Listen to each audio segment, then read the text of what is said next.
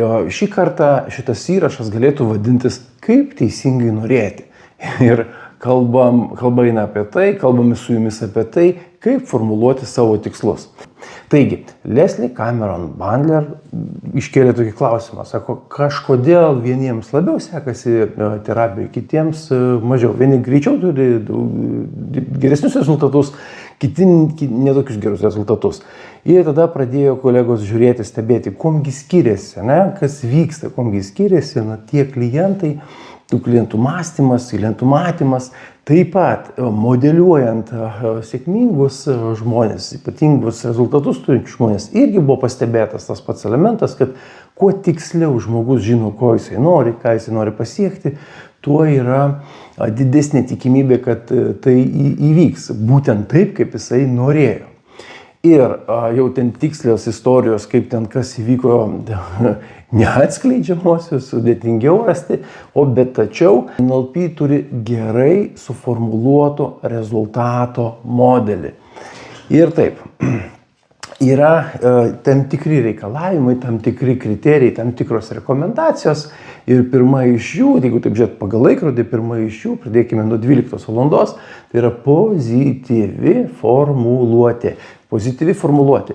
Čia yra labai svarbu atkreipti dėmesį į tai, kad žmogus, kai galvoja apie tai, ką jis nori pasiekti, kokios rezultato nori, jis galvotų apie tai, ką nori pasiekti, aiškus vaizdas yra, o ne ko nori išvengti arba ko atsikratyti.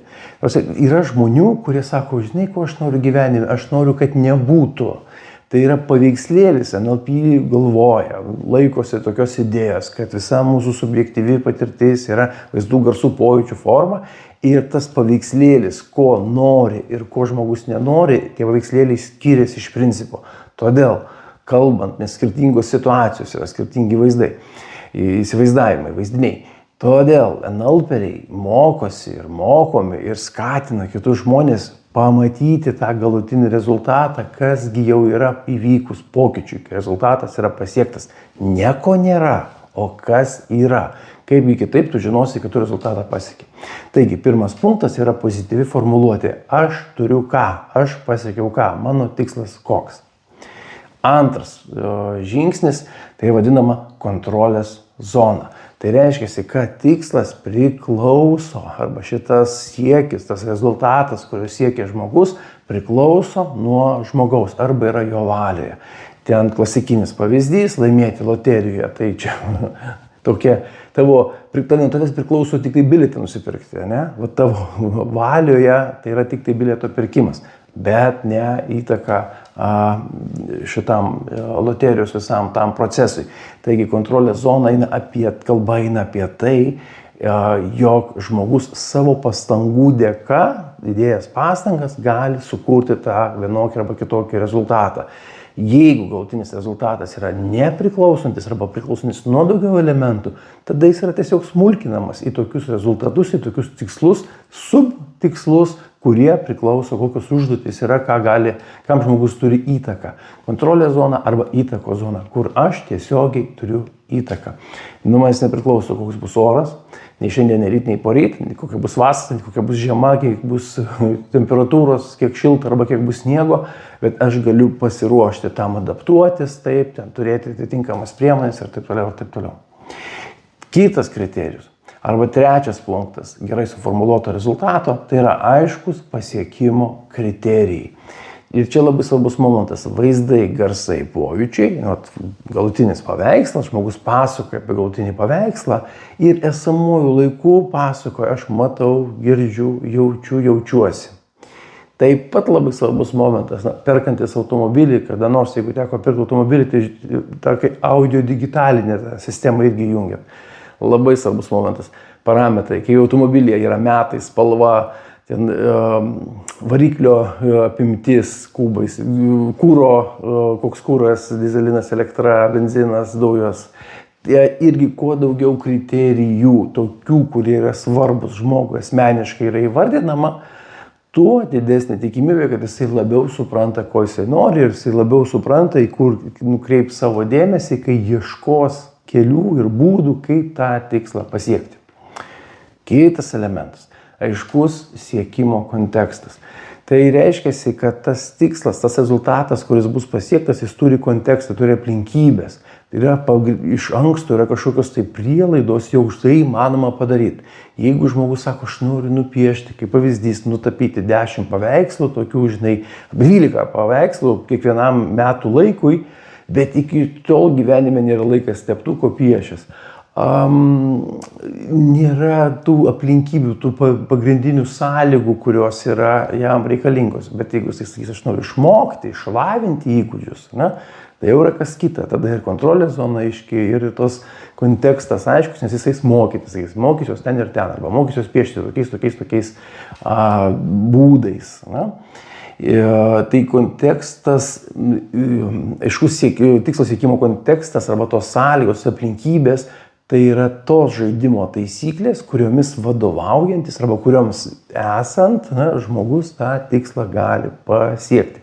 Pavyzdžiui, kaip pas mus yra madingas reikalas, visam pasaulyje madingas reikalas, figūrą pataisyti, pavyzdžiui, sumažinti svorį. Tai pozityviai formuluoti, sverti tiek ir tiek, kontekstas, tai kokiom sąlygom. Tai mitybos planavimas, mitybos įpročių keitimas, tai yra aktyvaus gyvenimo būdo vedimas, sportavimas arba kažkoks kitoks elementas, darbo poilsio režimas. Ir tai būtų kontekstas, tai būtų aplinkybės tokios. Ir pereinam iškart prie kito elemento, tikslas turi būti ekologiškas. Ką reiškia ekologiškas? Tai čia ne apie tą ekologiją, kad jisai ekologiškas, nekenksmingas aplinkai. Labai panašu tiesa. Čia apie tą ekologiją, kad tas tikslas, tas procesas, tas tikslas, rezultatas ir procesas, per kurį žmogus, jie nėra žalingi. Ta prasme, kad jie daugiau naudingi žmogui, tai yra įsikomponuoja jo gyvenimo liniją. Gyvenimo linija ir žmogus siekdamas kažko tai naujo, jis ūgtelna. Taip, kažko reikės atsisakyti, kažko reikės sumokėti kainą kažkokią tai, bet tai nėra taip žalinga. Tai nereikia aukoti savęs, savo sveikatos, santykius su kitais žmonėmis. Kaina, kurią sumoka žmogus siekdamas to tikslo, yra verta to, kad to tikslo pasiekti. Ir ekologijos idėja yra labai svarbi dar, kam kartais žmonės užsibrėžia tokį tikslą, įsivaizduoja, ką jie nori pasiekti, o nepagalvoja ilgalaikiai perspektyvai, nes ekologija, NLP kalbant ir ilgalaikiai perspektyva, kaip tas tikslas įsikomponuos mėnesyje, metuose, 3 metuose, 5 metuose. Kaip pavyzdys žmonės, kurie daro karjerą, toks irgi klasikinis pavyzdys, žmonės, kurie paskiria savo gyvenimą karjerai, tai tada kažkur kenčia, kažkuri tai gyvenimo sritis. Pavyzdžiui, šeima, santykiai, kaip idėja. Sveikata galbūt, jeigu viską dėl karjeros žmogus paaukojo, tai didžiausia dėmesį skyrė karjerai, tai kažkur jisai nukentėjo. Tai ekologiškumo idėja šiandien čia ir dabar ir ilgalaikiai perspektyvai, net ir tikslą pasiekus, o kas bus, kas įvyks, kas bus tada, kaip tai įsikomponuos, ar tu pasiruošęs tai priimti, ar tu suvoki, pavadinkim taip, kas gali įvykti ir esi pasiruošęs mokėti tą kainą. Dar vienas elementas, aiškus, reikalingi resursai tikslui pasiekti. Labai svarbus momentas įsivertinti, ko tau reikia, kad tu galėtum tą tikslą pasiekti. Kokių resursų reikia, nes kažką tu pats turi, kažką žinai, kažką moki, turi kažkokią tai patirtį, turi kažkokius tai įgūdžius, laiko vienetą kažkokį tai turi dėmesį skirti tam tikslui pasiekti, bet gali būti, kad kažko reikia daugiau.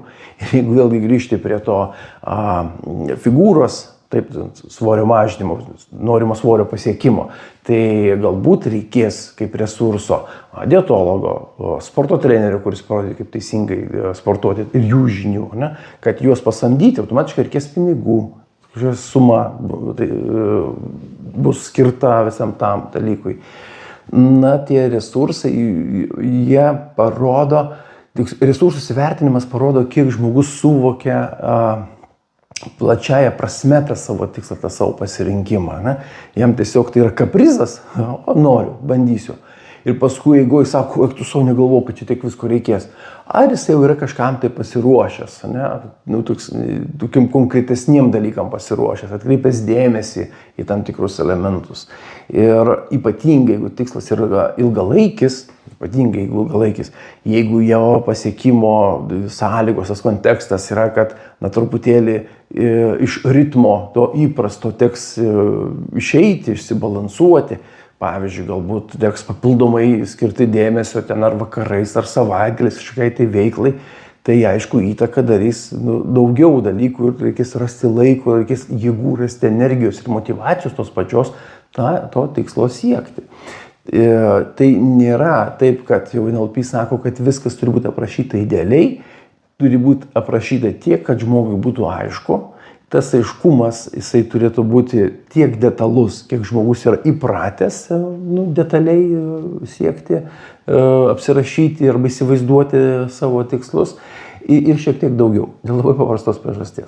Gyvenimas iki NLP yra vienaip žmonės gyvena, po to, kai išmoksta neurolingvistinio programavimo, NLP, strategijų, technikų, metodų, pradeda daugiau atkreipti dėmesį tiesiog į svarbes detalės. Tai kai eina kalba apie tikslo formulavimą, kokių naujų svarbių detalių, kurių iki šiol nepastebėdavau, atsirado mano planavime, mano tiksluose, mano įsivaizdavime, į ką aš labiau kreipiu dėmesį. Tokia rekomendacija ir prie resursų yra įsivertinti, kokių resursų man gali reikėti siekiančio tikslo. Ir dar vienas klausimas labai svarbus, o kaip aš juos gausiu? Jeigu aš jų turiu pakankamai yra viena, tai tada kaip aš juos atstatysiu, jeigu aš juos visus išnaudosiu.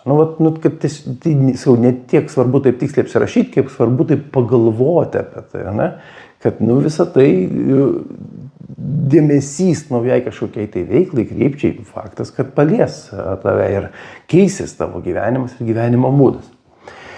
Ir paskutinis elementas gerai suformuluoto rezultato formulėje, tai yra žinomi pirmi žingsniai. Tai yra, koks būtų veiksmų planas, nuo ko norėtųsi pradėti, kokiegi pirmieji žingsniai galėtų būti, siekiant to tikslo. Žingsnis numeris 1, žingsnis numeris 2, žingsnis numeris 3. Jeigu tai yra tikslus planas, tokiais stambesniais blokais, iki smulkių žingsnių irgi viskas yra tinkama, vėlgi aš grįžtu prie to, kad žmogui pačiam turi būti komfortiška. Ką jisai nori pasiekti, kaip jisai save mato. Vienintelis momentas, jeigu tikslai ilgalaikiai, tai iki smulkmenų savaitės tikslumo užduotis, jos nebent pas sportininkus yra, nes sportininkai planuoja, turi metinius tikslus, 10 metų tikslus, kaip turėtų vykti, nes yra varžybos, yra labai nusistovėjęs tvarkaraštis. Jeigu jūs nesat sportininkas, jeigu jūs esat paprastas žmogus, kiekvieną dieną besikeliantis, besidžiaugiantis gyvenimu ir nėra tokios griežtos disciplinos, kaip turi kad aukšto meistriškumo sportininkai, tai greičiausiai jūsų tas ilgalaikiai tikslai bus tokie šiek tiek globalesni. Svarbu, kad tas paveikslėlis, kuris matosi tą datą, tą dieną, kada jūs norite to pasiekti, jisai būtų jūs motyvuojantis ir jūs viliotų, įkvėptų. Kuo dar yra svarbu, kuo yra vertinga taip mąstyti tokiom kategorijom, gerai suformuluoto rezultato kategorijom. Paprastai tada žmogus žino, ko nori. Tai komunikacijoje, bendravime arba kažkokiam tai susitikime. Iškart aišku, kai pastebi tokį žmogus įsiskiria, kuris tikrai žino, ko nori, moka formuluoti sakinius. Tai tampa tokiais mąstymo būdų, mąstymo kriterijais būdų. Mes kalbėti, kad kažką tai veiksim, jau netinka. Nueik nežinia kur, atnešk nežinia ką, jau viskas, jau tai netinka. Nes žmogus yra įpratęs kalbėti konkrečiai, kas, kada, kaip, ką darom, kas už ką atsakingas ir taip toliau. Jūs tiesiog lengviau supranta kiti. Jūs kalbėdamas taip tokiais kriterijais, tokiom kategorijom, jūs labai aiškiai kalbat, jūsų kalba struktūruota, jūs lengviau supranta kiti. Ir aišku, kad savo pavyzdžių jūs užkrečiat kitus, išmoksta irgi taip kalbėti tokiom kategorijom. Ir turbūt didžiausias privalumas yra būtent to gerai suformuluoto rezultato, tokio mąstymo gerai suformuluoto rezultatų tokiom kategorijom. Tai yra, kad jūs žinot, ko norit ir žinot, kaip tai galite pasiekti. Linkiu naudoti, taikyti ir pasiekti norimų rezultatų.